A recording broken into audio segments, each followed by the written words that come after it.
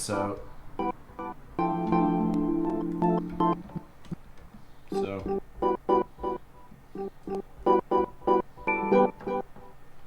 I think I'll put a little bit more filter on it.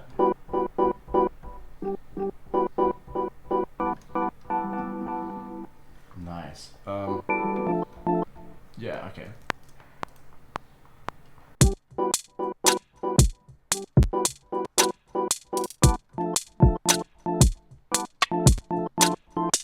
Woo! That was fire. So let's just experiment with this one, see what it's like.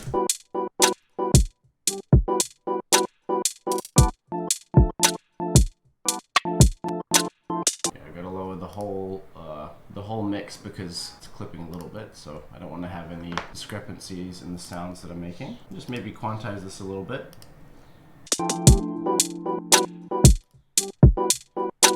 Woo! Sheesh. I gotta admit, this is already starting to sound like a fire beat. Yeah, I think I'm just gonna temper it with the filter a little bit more because a little bit too high frequencies may get in the way of like chords that I'll add later on melodies. So that, this is really cool, but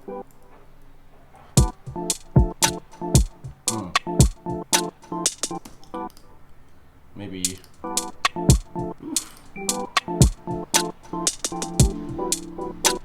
So what I think I'm going to do here is sidechain with the Logic compressor, basically using the compressor to take another instrument as a cue and using that to push down the volume of this sample here. So I'm going to make it every time the kick hits, this sampler will go down in volume to make some room for the kick. So I can show you how I'll do that here. Basically, I've got inst2 as the kick, so I'll just use that as the trigger. And this is a particularly good setting, Studio FET on the compressor, so I'll use that.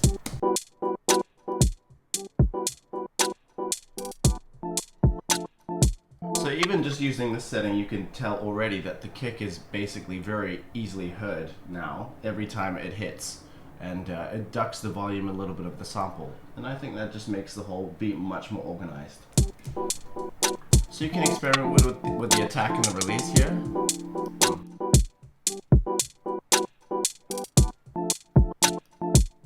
So yeah, I think I'm going to put some chords in here to liven this up and make the whole beat way more lush. I think I'll still use the same compressor setting, just in case this new chord needs a little bit more compression and sidechain. So for Inst4, I'm going to be using the Imagiro piano, which is an amazing plugin made by Imagiro himself. It's only $20, so it's been very useful for me. So I think I'll just use this to combine some chords. We'll create some chords in this beat. So oftentimes I like to use my ear to draw in the notes.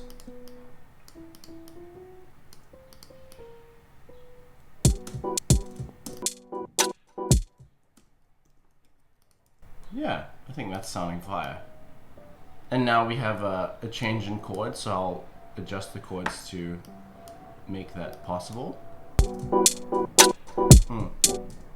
I'll play some piano fills as well.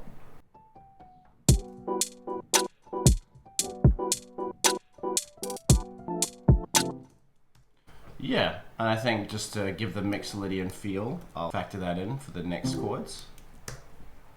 Maybe follow the pattern a little bit with the rhythm.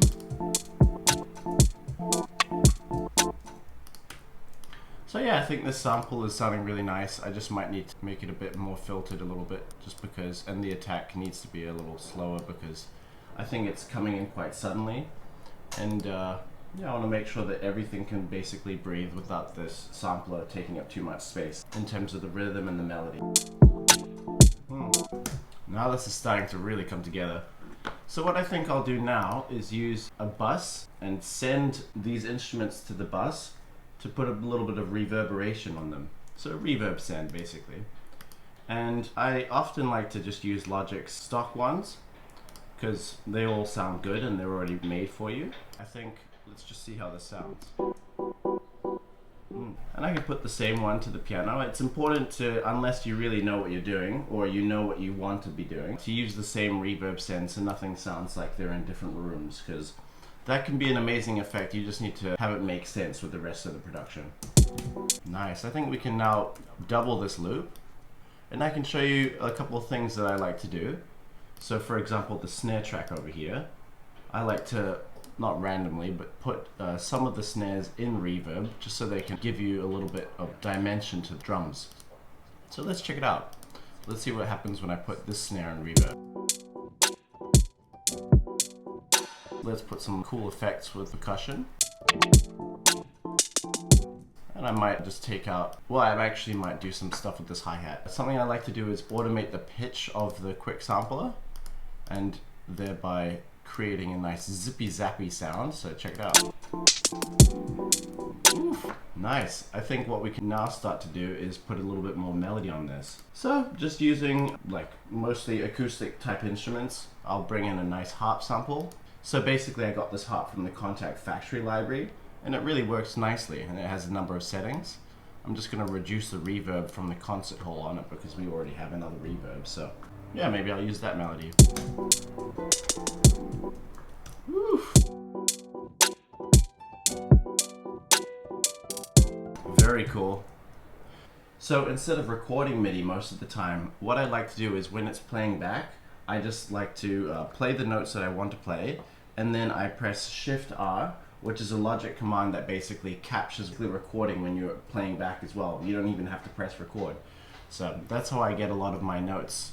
Yeah, just noodling around on the keyboard, and it saves it without me even needing to record in the first place.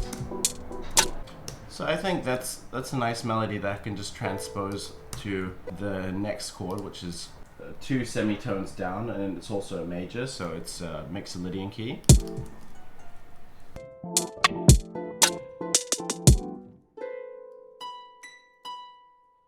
You can always experiment with little fills and such. I think what I'll do here is also create another send which has delay on it. So that is another effect that you can put in at times to make a nice little delay shimmer.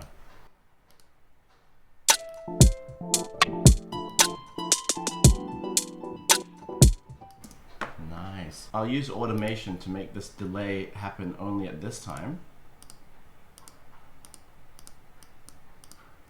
Yeah. I'll just label this as delay.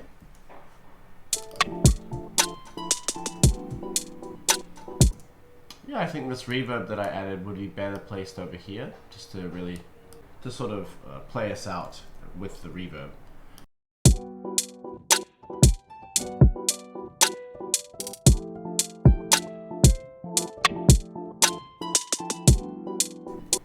Nice. So I think I'll just put a little harmony on this.